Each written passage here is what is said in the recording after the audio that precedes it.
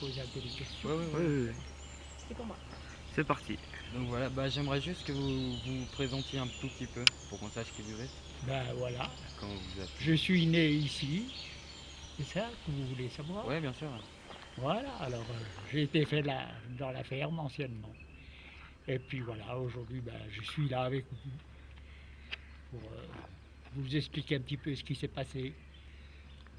Et puis voilà, Vous aviez quel âge au début Pendant la guerre, pardon. j'avais 15 ans, 15 ans. voilà.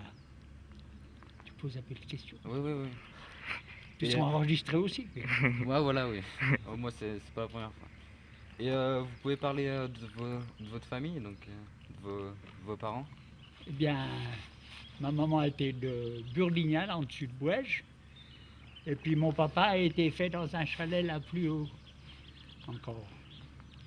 J'étais 5 enfants, ils sont nés là-haut à 1400 mètres d'altitude. Il n'y avait pas de route, il n'y avait rien. Et puis voilà, Et le rôle de votre père pendant la première guerre? il faisait le paysan. Il est parti au régiment, il y avait une vingtaine de bêtes qui étaient dans un chalet là en dessus. Alors, il est parti à la guerre, il est resté 7 ans parti. Et puis, il est revenu, puis après, il s'est marié, il a eu des enfants comme tout le monde. Et puis voilà, leur vie s'est passée là. Beaucoup de travail, jamais de vacances, pas y compter, exclu. La Deuxième Guerre, Qu'est-ce qui se passait, nous on était là avec maman, et puis lui il avait été réquisitionné pour aller surveiller le chemin de fer. Il travaillait là en dessous à la voie du chemin de fer qui va d'Annemasse à Thonon. Il gardait la voie du chemin de fer avec une hache. Il était sacré soldat là. Et dites-nous, il y avait des jeunes ici, donc. Ouais. Ah là, oui. Racontez-nous comment ça s'est, pourquoi il y en avait, comment ça s'est C'était passé. tous des jeunes qui devaient partir travailler en Allemagne. Alors plutôt que d'aller travailler en Allemagne, ils préféraient des coins comme chez nous pour se cacher. Et mon père avait eu une vie assez dure. Il n'a pas voulu que les jeunes partent en Allemagne. Alors on les a hébergés avec nous. Voilà. Alors on faisait le pain, le beurre, le fromage et tout.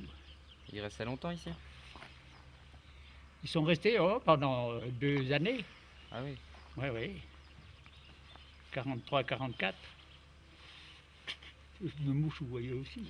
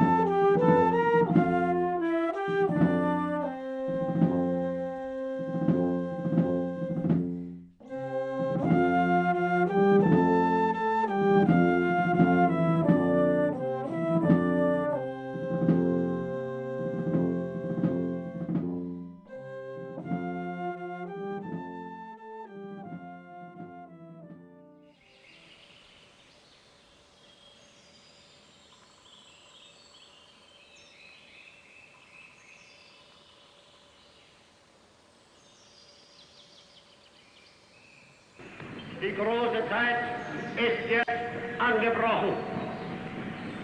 Deutschland ist nun erwacht. Die Macht haben wir nun in Deutschland gewonnen. Nun gilt es, das deutsche Volk zu gewinnen. Ihr dürft nicht handeln, ihr müsst gehorchen, ihr müsst euch fügen, ihr müsst euch diesem unerhörten Zwang beugen.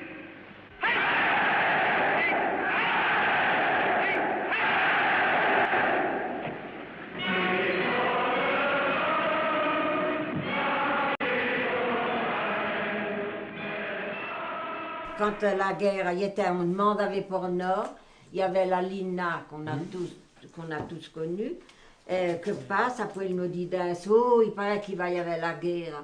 On dit que la guerre? Ouais, il va y avoir la guerre.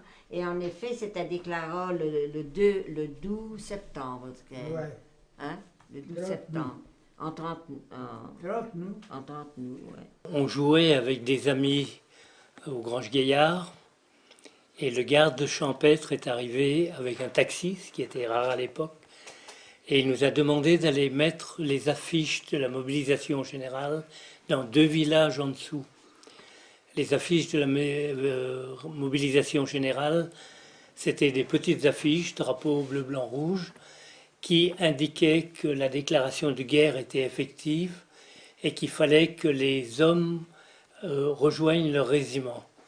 Et suivant quelle catégorie ils étaient dans le régiment, ils avaient 1 jour, 2 jours, 3 jours pour rejoindre le régiment. Le moral des Français était bon.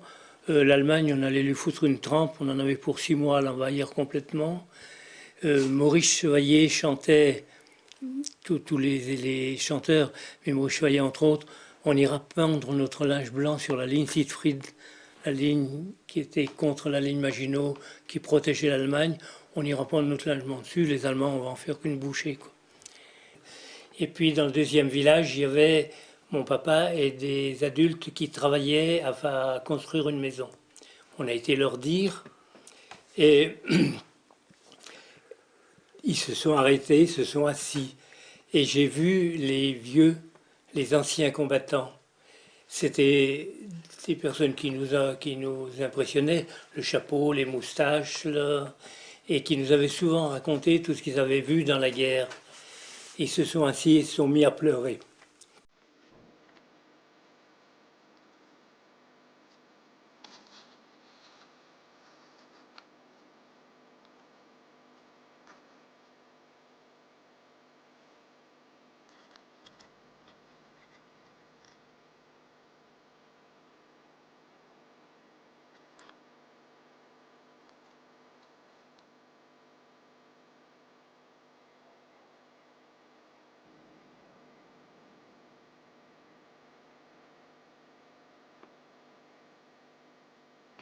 À la déclaration de guerre, eh bien, je vous dirais que